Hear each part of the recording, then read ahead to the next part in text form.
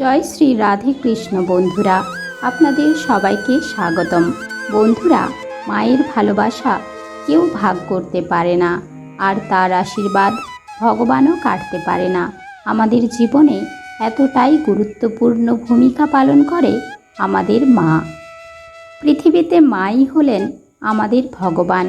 আজ আমি আপনাদের জন্য খুবই গুরুত্বপূর্ণ একটি ভিডিও নিয়ে হাজির হলাম। সন্তানের সাফল্যের জন্য মায়ের কোন উপায় করা উচিত, কারণ সন্তানদের সাফল্যের জন্য মাই সবচেয়ে বেশি চিন্তিত থাকেন। চলুন আপনার মূল্যবান সময় নষ্ট না করে ভিডিওটি শুরু করা যাক। কিন্তু তার আগে আপনি যদি প্রথমবার আমাদের চ্যানেলে এসে থাকেন, তাহলে অনুগ্রহ করে চ্যানেলটি সাবস্ক্রাইব করুন। বন্ধুরা, মা ঈশ্বরের দ্বারা আশীর্বাদ প্রাপ্ত হয়েছেন। তিনি তার সন্তানদের সম্পর্কে যা কিছু ভাবেন, তাদের আশীর্বাদ করেন, তা সন্তানদের জন্য বরদান হয়ে ওঠে।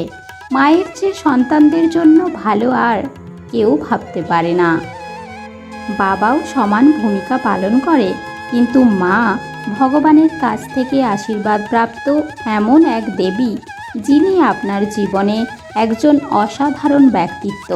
তিনি আপনাকে পৃথিবীতে এনেছেন। যিনি মায়ের আশীর্বাদ পান, তার কোনো কাজ নষ্ট হতে পারে না। যারা মায়ের আশীর্বাদ নিয়ে কাজে যায়, তাদের কাজে কখনো কোনো বাধা আসে না। সন্তান যদি বিরক্ত হয়, আঘাত পায়, হোঁচট খায়, মন খারাপ করে, তখন মায়ের মনে অশান্তি শুরু হয় যে নিশ্চয়ই কিছু অঘটন হয়েছে। যারা মায়ের কাছ থেকে দূরে থাকেন, তারা ভালোভাবে বুঝতে পারবেন কখনো না কখনো আপনার সাথে এমনটা হয়েছে। আপনি খুব সমস্যায় আছেন, আপনার মন অস্থির হয়ে উঠেছে, তখনই আপনি মায়ের কাছ থেকে ফোন পেয়েছেন। এমনটা নিশ্চয়ই আপনার সাথে ঘটেছে। এই জিনিসগুলো হলো ঈশ্বরের দ্বারা মাকে দেওয়া ঐশ্বরিক শক্তি।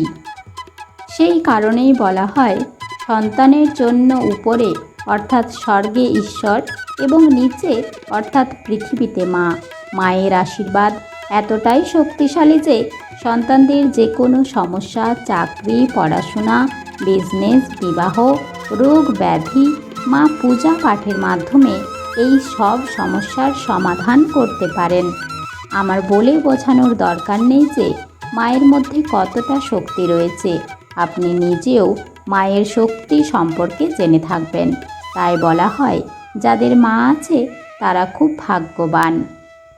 যদি কোনো কারণে আপনার মা না থাকে, তাহলে নিজেকে দুঃখী মনে করবেন না। আপনার থেকে বড় কাউকে আপনি মা মনে করতে পারেন। ভাবিকে মায়ের সম্মান বলে মনে করা হয়, বড় দিদিকেও মায়ের সমান মনে করা হয়। বন্ধুরা, শাস্ত্র ও পুরাণে বলা হয়েছে, সন্তান যদি জীবনে এগিয়ে যেতে বাধার সম্মুখীন হয়, তাহলে মাকে এগিয়ে আসতে হবে এবং সন্তানের সাফল্যের জন্য উপায় করতে হবে। আজকের ভিডিওতে আমরা মা বোনদের জন্য দুটি উপায় বলবো।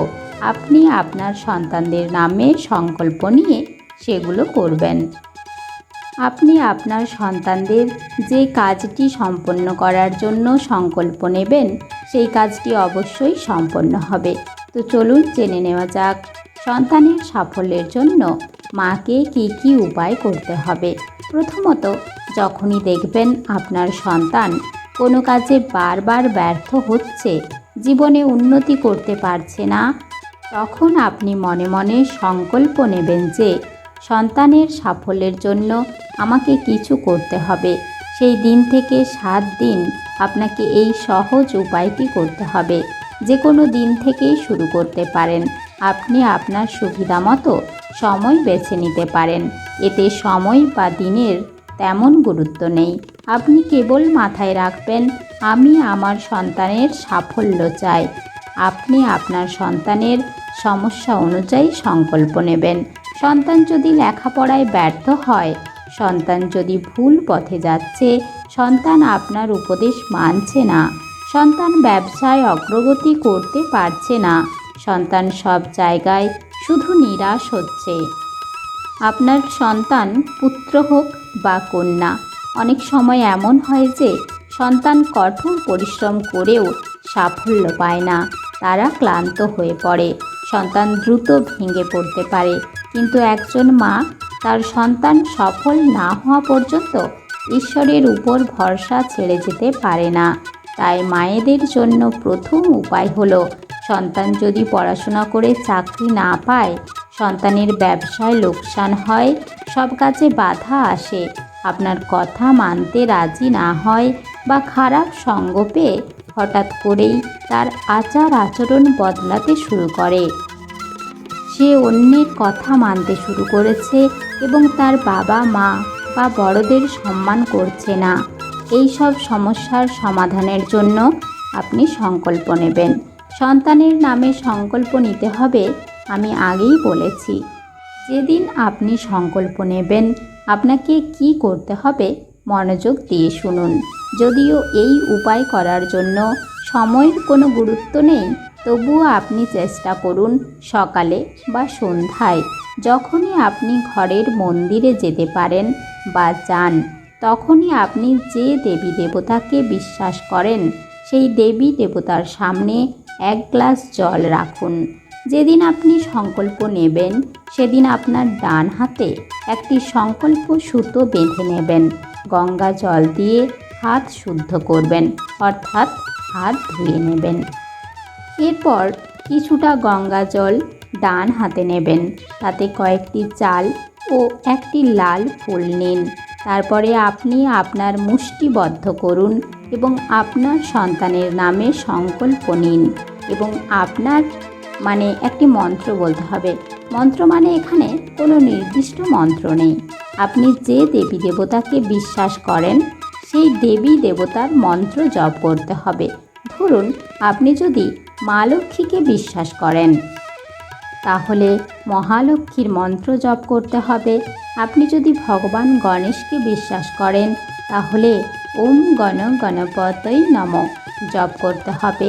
আপনি যদি হনুমানজিকে বিশ্বাস করেন, তাহলে ওম হনুমতে নমঃ জপ করতে হবে। এভাবে সকল দেবদেবীর বিশেষ মন্ত্র থাকে, সেই মন্ত্র আপনাকে 108 বার জপ করতে হবে। এমনও হতে পারে আপনি আপনার প্রিয় দেবী দেবতার মন্ত্র জানেন না, তাহলে হিন্দু ধর্মের সবচেয়ে শক্তিশালী মন্ত্রের মধ্যে অন্যতম হলো গায়ত্রী মন্ত্র। এমন পরিস্থিতিতে আপনি গায়ত্রী মন্ত্র জপ করতে পারেন। তো এভাবে আপনি 108 বার জপ করুন। 108 বার জপ করার ফলে ভগবানের সামনে রাখা জল অভিমন্ত্রিত হয়ে যাবে।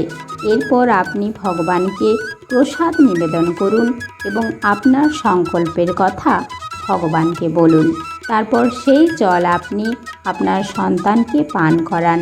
মাত্র 7 দিন এই কাজটি করলেই চোখে পড়বে চমৎকার পরিবর্তন।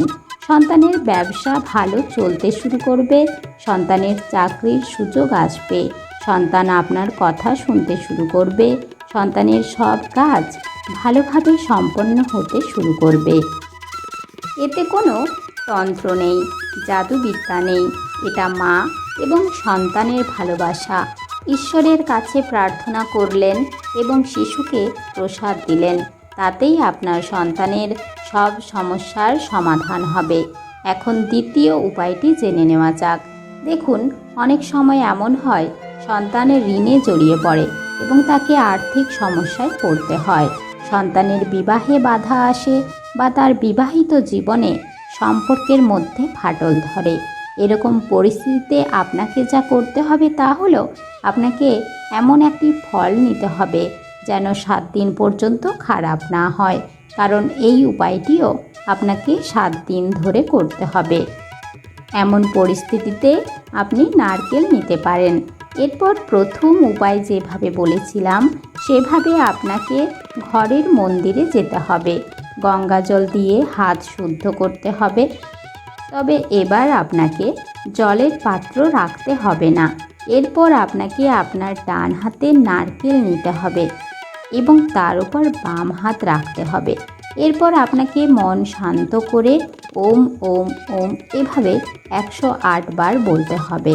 আপনি মনে মনে 108 বার গুনতে পারবেন না, তাই আপনি 7 মিনিট ধরে এইভাবে করুন এবং নারকেলটি ঠাকুরের সামনে রেখে দিন এবং প্রার্থনা করুন, হে ঈশ্বর, আপনি আমার সন্তানের জীবন থেকে সব সমস্যা অবিলম্বে দূর করুন এবং 7ম দিনে এই নারকেল প্রসাদ হিসাবে আপনার সন্তানকে খাইয়ে দিন। মায়ের দ্বারা করা প্রার্থনা কখনো খালি যায় না। এভাবে নারকেলের মধ্যে দৈব শক্তি একত্রিত হবে, যার ফলে আপনার সন্তানের মধ্যে ইতিবাচক প্রভাব পাড়বে এবং তার জীবনের প্রতিটি সমস্যা একে একে দূরে সরে যাবে। যে মা বোনেরা সন্তানের পড়াশোনা নিয়ে খুব চিন্তিত আছেন, তাদের জন্য একটি উপায় বলছি, মনোযোগ দিয়ে শুনুন।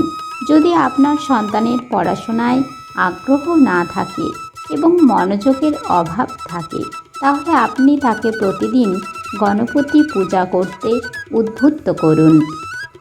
বিশেষ করে বুধবার এই প্রতিকার করুন এবং গণপতিকে দূর্বা ও লাড্ডু অর্পণ করুন। আপনার সন্তানের ঘরে গণপতির একটি মূর্তি বা ছবি রাখুন, এটি অবশ্যই তাকে সাফল্য এনে দেবে। এছাড়াও শিশুর পড়ালেখার প্রতি আগ্রহ না থাকলে কর্পূর বা ফটকিরি স্টাডি রুমে রাখতে পারেন। এই প্রতিকার করলে ছাত্রদের পড়াশোনার প্রতি মনোযোগ থাকে এবং সেই স্থানের নেতিবাচক শক্তিও চলে যায়। এছাড়াও শিশুদের বইয়ের ভিতরে ময়ূরের পালক রাখলে তাদের একাগ্রতা বাড়বে। এর পাশাপাশি শিশুর স্টাডি রুমে ময়ূরের পালক লাগান, যাতে শিশুর মন ঠিকমতো পড়াশোনায় নিবদ্ধ থাকে। জ্যোতিষশাস্ত্র অনুসারে ময়ূরের পালকের যে কোনো জায়গায় থেকে নেতিবাচক শক্তি দূর করার ক্ষমতা রয়েছে। ময়ূর পালকের শুভ প্রভাব তাদের একাগ্রতা এবং মনে রাখার ক্ষমতা বৃদ্ধি করবে। পরীক্ষায় কাঙ্ক্ষিত সাফল্য পেতে পরীক্ষার জন্য বাড়ি থেকে বের হওয়ার আগে দই ও চিনি খাওয়ান। এছাড়াও যদি শিশু খুব পরিশ্রম করে কিন্তু সফলতা না পায়, তাহলে তাকে নিয়মিত সূর্যকে অর্ঘ্য দিতে বলুন। জলের পাত্রে লাল ফুল, আবির এবং অক্ষত রাখুন এবং ওম সূর্যায় নমঃ জপ করতে বলুন। এই প্রতিকার করলে ভগবান সূর্যের কৃপায় তার জীবনের প্রতিটি ক্ষেত্রে সাফল্য পায়।